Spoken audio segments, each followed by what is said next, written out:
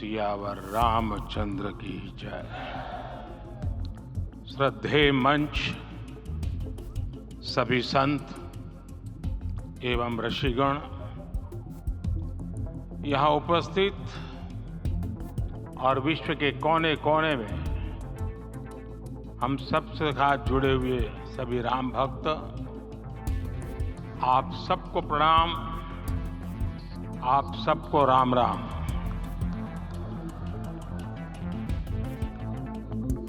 आज हमारे राम आ गए हैं।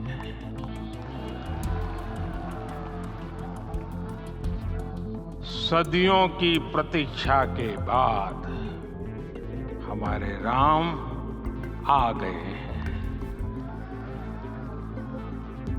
सदियों का अभूतपूर्व धैर्य, अनगिनत बलिदान, त्याग और तपस्या के बाद हमारे प्रभु राम आ गए हैं।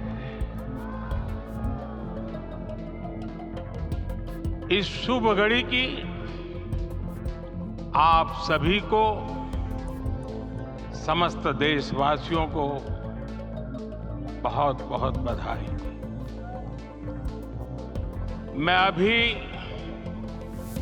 गर्भगृह में ईश्वरीय चेतना का साक्षी बनकर आपके सामने उपस्थित हुआ। कितना कुछ कहने को है, लेकिन कंठ अवरुद्ध है। मेरा शरीर अभी भी स्पंदित है, चित्त अभी भी उस पल में लीन है।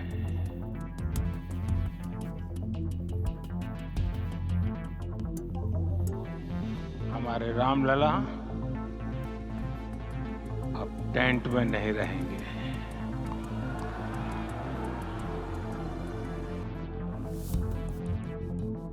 हमारे रामलला अब इस दिव्य मंदिर में रहेंगे। मेरा पक्का विश्वास है, अपार श्रद्धा है कि जो घटित हुआ है, इसकी अनुभूति देश के, विश्व के कोने कोने में राम भक्तों को हो रही होगी। ये क्षण अलौकिक है, ये पल पवित्रतम है। ये माहौल, ये वातावरण, ये ऊर्जा, ये घड़ी प्रभु श्री राम का हम सब पर आशीर्वाद है। 22 जनवरी 2024 का ये सूरज एक अद्भुत आभा लेकर आया है। 22 जनवरी 2024 ये कैलेंडर पर लिखी एक तारीख नहीं, ये एक नए काल चक्र का उद्गम है।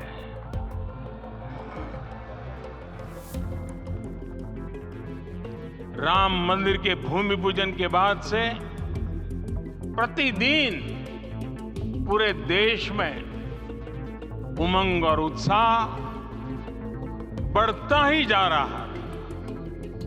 निर्माण कार्य देख देशवासियों में हर दिन एक नया विश्वास पैदा हो रहा था। आज हमें सदियों के उस धैर्य की धरोहर मिली है। आज हमें श्री राम का मंदिर मिला है। गुलामी की मानसिकता को तोड़कर उठ खड़ा हो राष्ट्र। अतीत के हर दंश से हौसला लेता हुआ राष्ट्र ऐसे ही नव इतिहास का सृजन करता है।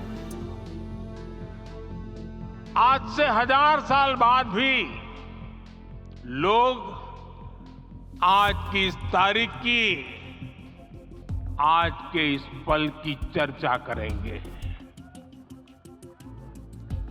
और ये कितनी बड़ी राम कृपा है कि हम सब इस पल को जी रहे हैं, इसे साक्षात घटित होते देख रहे हैं। आज दिन, दिशाएं, दिगंत सब दिव्यता से परिपूर्ण है। ये समय सामान्य समय नहीं है। ये काल के चक्र पर सर्वकालिक शाही से अंकित हो रही अमिट स्मृति रेखाएं हैं। साथियों, हम सब जानते हैं कि जहां राम का काम होता है, वहां पवन पुत्र हनुमान अवश्य विराजमान होते हैं। इसलिए मैं राम भक्त हनुमान और हनुमान गढ़ी को भी प्रणाम करता हूं। मैं माता जानकी, लक्ष्मण जी, भरत, शत्रुघ्न सबको नमन करता हूं। मैं पावन अयोध्यापुरी और पावन सरयू को भी प्रणाम करता हूं।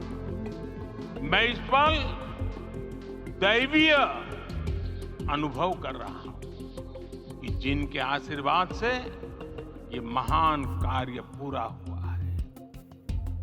वे दिव्य आत्माएं, वे दैवीय विभूतियां भी इस समय हमारे आसपास उपस्थित है। मैं इनसे भी दिव्य चेतनाओं को भी कृतज्ञता पूर्वक नमन करता हूं। मैं आज प्रभु श्री राम से क्षमा याचना भी करता हूं। हमारे पुरुषार्थ, हमारे त्याग, तपस्या में कुछ तो कमी रह गई होगी कि हम इतनी सदियों तक ये कार्य कर नहीं पाए। आज वो कमी पूरी हुई है।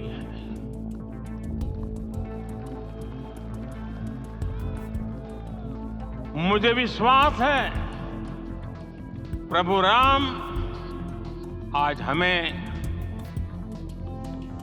अवश्य क्षमा करेंगे। मेरे प्यारे देशवासियों, त्रेता में राम आगमन पर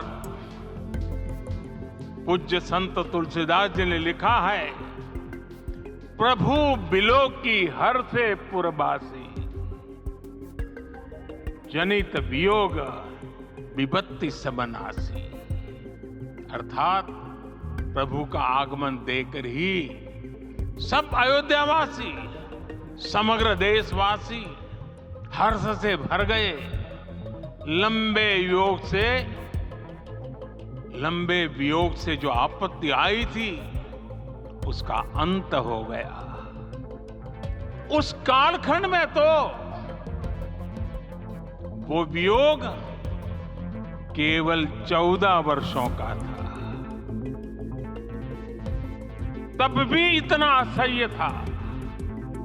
इस युग में तो अयोध्या और देशवासियों ने सैकड़ों वर्षों का वियोग सहा है। हमारी कई कई पीढ़ियों ने वियोग सहा है। भारत के तो संविधान में उसकी पहली प्रति में भगवान राम विराजमान है। संविधान के अस्तित्व में आने के बाद भी दशकों तक प्रभु श्री राम के अस्तित्व को लेकर कानूनी लड़ाई चली। मैं आभार व्यक्त करूंगा भारत की न्यायपालिका का, जिसने न्याय की लाज रख ली।